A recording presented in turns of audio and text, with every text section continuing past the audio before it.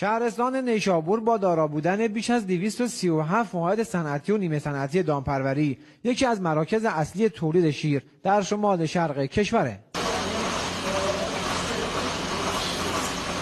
در شهرستان نیشابور بیش از 71,000 رأس دام سنگین شامل گاو و گوساله و بیش از 730,000 رأس دام سبک شامل گوسفند و بز داریم که تولید سالانه ما رو به 215,000 تن در سال میرسونن. در این شهرستان روزانه بیش از 600 تن شیر خام تولید میشه. الان حدود 300 رأس گاو داریم، حدود 70 رأس دوشا داریم و روزانه 3 بار دوشش داریم. در شمال شرق کشور نیشابور رتبه اول در تولید شیر خام به خودش اختصاص داده و این تولید روزانه دامداران نیشابور 300 تن جذب کارخانه‌های مواد لبنی نیشابور میشه که ما حدود 18 تا کارخانه مواد لبنی در نیشابور داریم و 300 تن دیگه به مشهد مقدس، چناران، قوچان، استان‌های مازندران، تهران، سمنان و گیلان حمل میشه. استفاده از روش‌های نوین و علمی دامداری باعث افزایش محصولات دامی در شهرستان نیشابور شده. ما در سال 89 از هر رأس دام روزانه